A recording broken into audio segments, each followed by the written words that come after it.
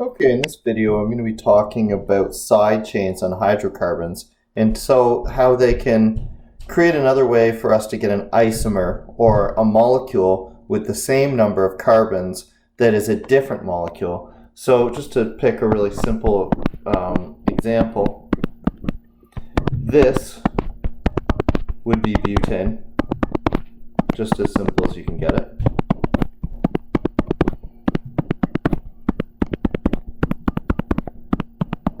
And we can see that all these carbons form a straight line, but not all carbon chains are going to run in that same straight line.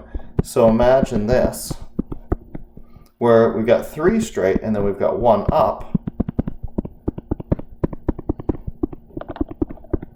filling out these carbons to 4 bonds each with hydrogens, since every carbon has to form 4 bonds.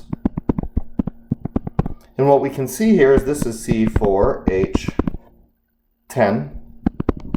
And this should be C4, and then H, 1, 2, 3, 4, 5, 6, 7, 8, 9, 10. So what we have here is another example of an isomer, where we have the same number of atoms of each type, but molecules with different properties due to the fact that the molecule is formed in a different way.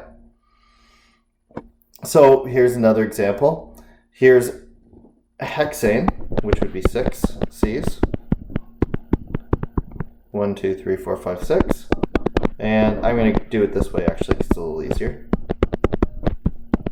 You can imagine all of these hydrogens branching, but it's a little easier to write them right onto the molecule like that because I've also got to do 2-methylpentane.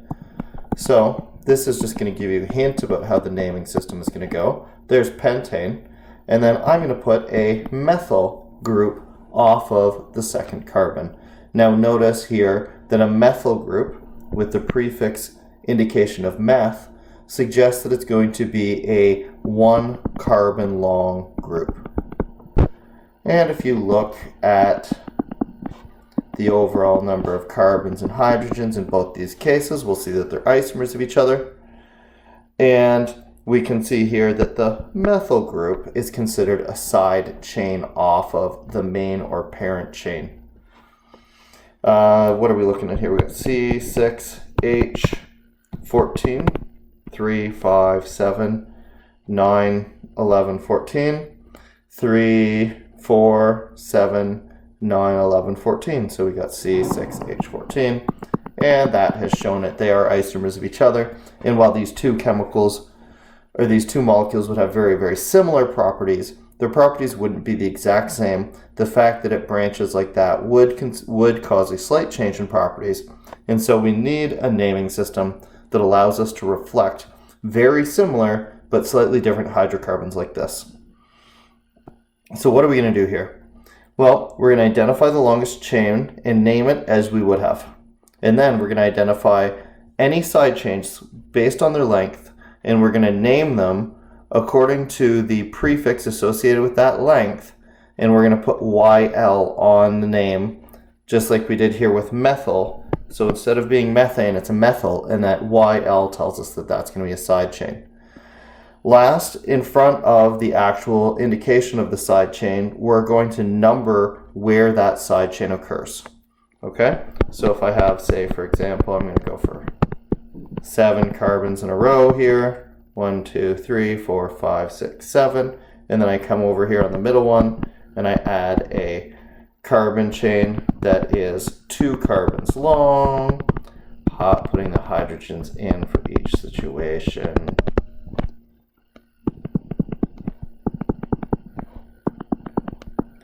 My parent chain is another way of saying my main or longest chain. Here is like this, and that would be heptane. Hept being the prefix for 7. And here I have a side chain that happens to be 2 carbons long, so I would call that ethyl. Ol, representing that it's a side chain.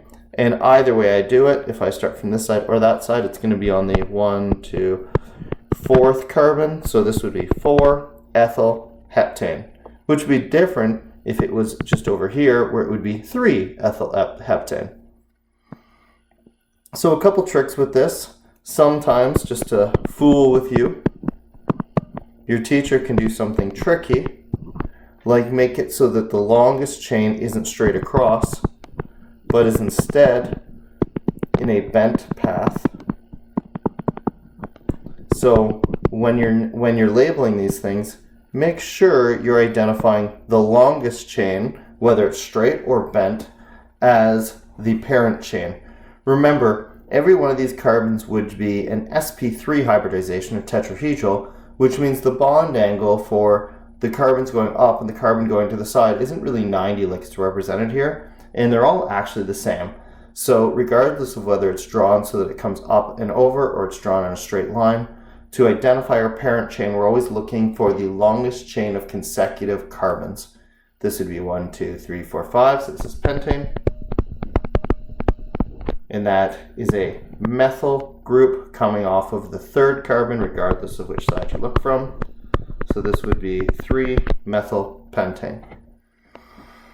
Okay, connecting this to our alkenes and alkynes, if we have a double or triple bond in the carbon chain, then our parent chain must contain that double or triple bond, regardless of whether or not it's the longest chain.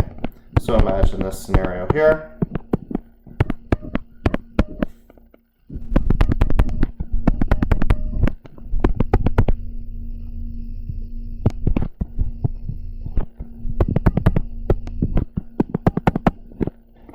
And here you might be tempted to suggest that this is the longest chain, so I want to call this methylpentane, just like I just did, but my parent chain must contain the double bond, and the double bond should be set as the priority in terms of keeping the numbers as low as possible. So this is actually butene. In fact, it's 1-butene, or this one could be right here. And then my side chain is this ethyl group, and that would be on carbon 2. So this would be 2-ethyl 1-butene. So any carbon chain that has a double bond has to take priority, even if it's not the longest, to be considered the parent chain. Okay, another issue that we're dealing with here is that if we have more than one type of side chain, we have to put them in alphabetical order. So let's say, get myself a nice long carbon chain to work with here. Let's throw an ethyl group on here and a methyl group on here.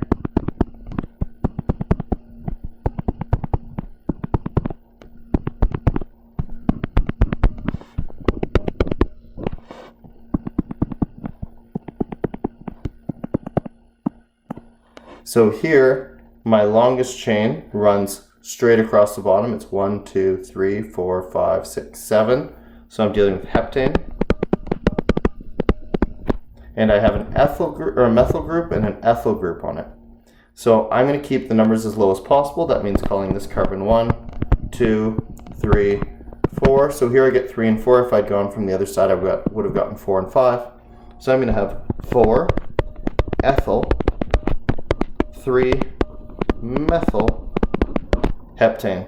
And note, this is the point here, ethyl comes before methyl because it's alphabetical. So E comes before M, so putting them in alphabetical order, I go ethyl, methyl, heptane.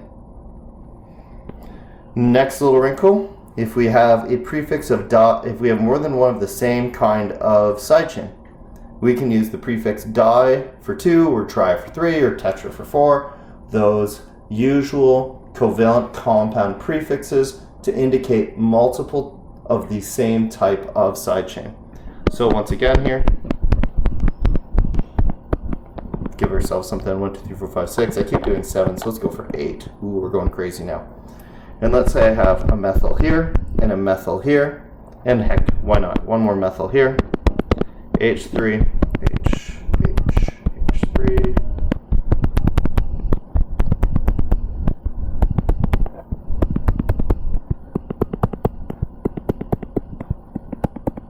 Oof, I don't know what's going on over in this end. Let me just clean that up. That's better. Okay, so I got 1, 2, 3, 4, 5, 6, 7, 8. So this is octane.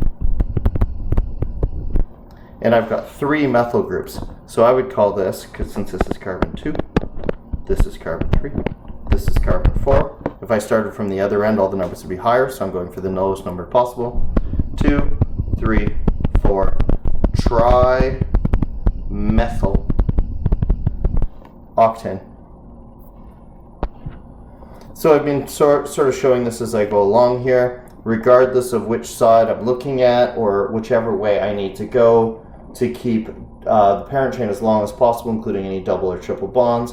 I need to always make sure that the total number on the groupings for side chains is as low as possible. That comes after the idea of making sure that the numbering for double bonds is as low as possible. So this is our last deal here. Let's see. Let's say I go double C, C dash C dash C. Let's throw a methyl up here. Let's throw an ethyl out here. That's 4, so I don't need anything. That needs 2, that needs 3, that just needs 1, that needs 2, that needs 3. Okay. So when looking at this, if I tried to go like this, I'd get 4, or this, I'd get 4. But if I go down here, I can get to 5. So I'm looking at pentene, where my ene indicates that I'm dealing with the double bond. The double bond can be on carbon 1, so I'll call this carbon 1. And then if I go through, here I have a methyl and an ethyl. So I'll put my 2 ethyl out front, then 3, see 1, 2, 3, 3 methyl, 1 pentene. Numbers are as low as possible. Double bond is included in the parent chain. Parent chain is as long as possible, as long as it includes the double bond. And I go ethyl, then methyl, in their alphabetical order, regardless of which one actually came first from a numbering perspective. The number for the double bond is immediately in front of the wording for the parent chain. It could also be put right in here. And I often find when I start having a lot of things going on with the molecule, putting the numbering on the molecule as directly on what it refers to as possible makes it all clear. So it's a lot of rules, and you're going to have to practice with that, but for right now, I'm just trying to get through as short as I can these videos with covering off the rules.